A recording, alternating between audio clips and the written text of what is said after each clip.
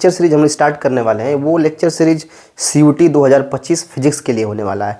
तो पहला चैप्टर जो CUT 2025 में फिजिक्स के लिए है वो क्लास 12th के जितने भी सारे सिलेबस के अकॉर्डिंग ही पूरा उस चैप्टर को डिसाइड किया गया है। तो उसमें जो पहला चैप्टर है वो इलेक्ट्रिक चार्ज एंड फील्ड है। इलेक्ट्रिक चार्ज एंड फील्ड में कैसे किस किस टाइप के क्वेश्चंस पूछे जा सकते हैं वो PYQ सीरीज हम स्टार्ट कर रहे हैं। तो आइए देखते हैं आज का पहला जो आपका क्वेश्चन होने वाला है। क्वेश्चन नंबर फर्स्ट अगर देखा जाए तो कह रहा है कि electric field intensity at a point in between two parallel sheet with like charge of same surface charge density sigma. मतलब कह रहा है कि हमें क्या बताना है, यहाँ पर इलेक्ट्रिक फील्ड इंटेंसिटी को बताना है। किसके लिए? दो पैरेलल शीट है। मतलब मान लीजिए आपके पास ये दो पैरेलल शीट है, एक पैरेलल शीट आपके पास ये है और एक पैरेलल शीट आपके पास ये है। ठीक है, दो पैरेलल शीट है। अब मान लीजिए इस पे इलेक्ट्रिक फील्ड जो है वो E1 है और इस पे इलेक्ट्रिक फील्ड जो है वो E2 है। अब ध्यान से देखो, अब बोल रहा है ना कि इसमें जो चार्ज है ना वो लाइक चार्ज है, मतलब सेम चार्ज है। या तो इस पे पॉजिटिव रख लो या इस पे नेगेटिव रख लो। तो इस पे पॉजिटिव मान के चलते हैं हम लोग पूरा चार्ज, तो ये पॉजिटिव हो गया, सेम चार्ज। इस पे भी positive same charge.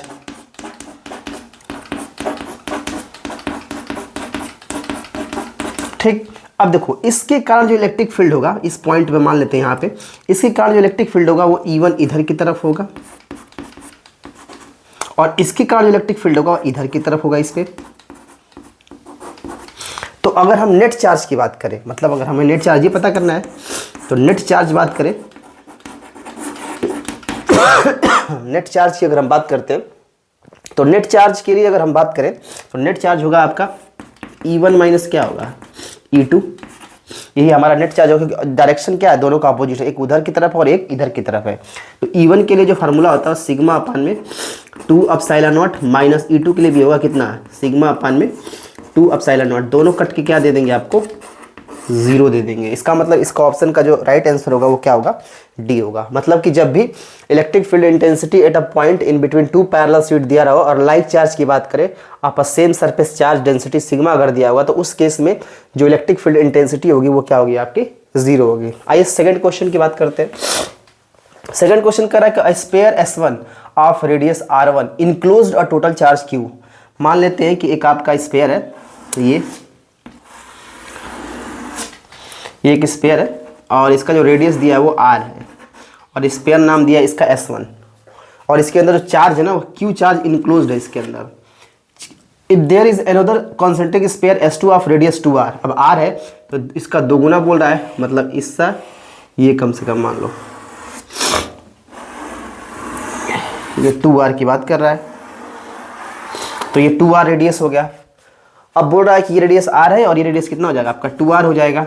If there is an additional charge between, if there be an additional charge between S1 and S2, what is the ratio of electric flux through S1 and S2? अब देखो जो charge Q1 के कारण जो electric flux निकलेगा बाहर, मान लो ऐसे निकल रहा होगा, ऐसे निकल रहा होगा, ऐसे निकल रहा होगा, ऐसे निकल रहा होगा, ऐसे निकल रहा होगा, तो जितने इलेक्ट्रिक फ्लक्स निकलेंगे आपके Q1 चार्ज की वजह से उतना ही, सॉरी जितने भी इलेक्ट्रिक फ्लक्स निकलेंगे आपके S1 सरफेस से कह सकते हो जो आपके पास है, वही चीज निकलेगा किससे, S2 से, क्योंकि इसी से तो निकलना है, चार्ज इसी के अंदर इंक्लोज्ड है। तो इसका मतलब जो इनका रेशियो आएगा S1 अपान में S2 का वो कितना हो जाएगा 1। मान लो इससे 20 निकले तो इससे भी 20 निकलेगा, अगर इससे 30 निकले तो इससे भी 30 निकलेगा। इसलिए इसका जवाब क्या हो जाएगा सही आपका C, जो कि क्या होगा आपका 1। ठीक है, क्वेश्चन नंबर 5 क्या कह रहा है आपका कि 5 electric dipole of charge Q, मतलब आपके पास 5 इलेक्ट्रिक डाइपोल दिया हुआ है, charge Q is each are placed in the cell. एक सेल है हमारे पास, मान लो ये सेल एक है, ठीक है, और इस सेल के अंदर में 5 डाइपोल है, मान लो -Q plus Q -Q plus Q -Q plus Q -Q plus Q -Q और प्लस Q, 5 डाइपोल है।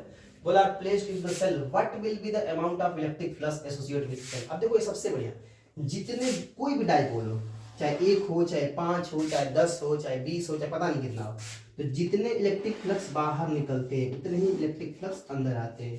तो इस पे डिपेंड नहीं करता है कि आपने कितने डाइपोल्स लिए हुए, तो इसका मतलब क्या होगा कि जितने बाहर जाएंगे उतने ही अंदर आएंगे। इसका मतलब क्या होने वाला है, उस केस में जो अमाउंट ऑफ इलेक्ट्रिक फ्लक्स होगा वो कितना हो जाएगा, जीरो, क्योंकि जितना बाहर जाएगा उतना ही अंदर आएगा। तो नेट इलेक्ट्रिक फील्ड की बात करोगे तो दोनों क्या हो जाएगा, कैंसिल आउट हो जाएंगे, तो क्या मिल जाएगा आपको, जीरो मिल जाएगा। आइए देखते हैं क्वेश्चन नंबर 6। इसमें कह रहा है कि an electric dipole is along a uniform electric field D is deflected, it is deflected by 60 degree, work done by an against is 2 into 10 की power minus 90 joule, then work done by an agent if it is deflected। अब कैसे करेंगे इसको, देखो is deflected by 30 degree, मतलब हमें निकालना है। कहने का मतलब क्या, इस क्वेश्चन का समझो ध्यान से। तो बोला कि इलेक्ट्रिक डाइपोल है अलोंग यूनिफॉर्म इलेक्ट्रिक फील्ड के है, ठीक है। अब उस केस में along uniform electric field यहाँ E होना चाहिए, along uniform electric field E if it is deflected by 60 degree, ये कितना डिफ्लेक्ट हो रहा है 60 degree, work done by an agent it is कितना दिया हुआ है 2 into 10 की पावर minus 19 जूल। देखो तो इसमें दो केस बनेंगे। पहला केस अगर मैं बोलूं तो W इक्वल टू होता है PE cos θ1 minus cos θ2, ये फार्मूला वर्क डन का फार्मूला होगा। तो W की वैल्यू इसमें देखो दिया हुआ है 2 into 10 की पावर minus 19, ये हो जाएगा PE। अब देखो पहले केस में θ1 की बात करोगे तो अलोंग है, तो अलोंग के केस में जो θ1 होगा ना वो हो जाएगा 0 डिग्री। अब 0 डिग्री का मतलब यहाँ से हो जाएगा cos 0 डिग्री और माइनस cos कितना हो जाएगा ये 60 डिग्री, ठीक है। तो इसको सॉल्व करोगे तो मिल जाएगा 2 into 10 की पावर minus 19, ये हो जाएगा P cos 0 की वैल्यू 1 और cos 60 की वैल्यू होती है 1/2। ये हो गया पहला केस। अब दूसरा केस में क्या रहा है ना कि जो second then the work done बताना है हमें, W मतलब सेकंड वर्क डन का मतलब मान लो W1 रहा होगा तो हमें W2 बताना है। और बोल रहा है कि जो डिफ्लेक्ट हो जा रहा है एंगल वो कितना हो रहा है 30 डिग्री हो रहा है।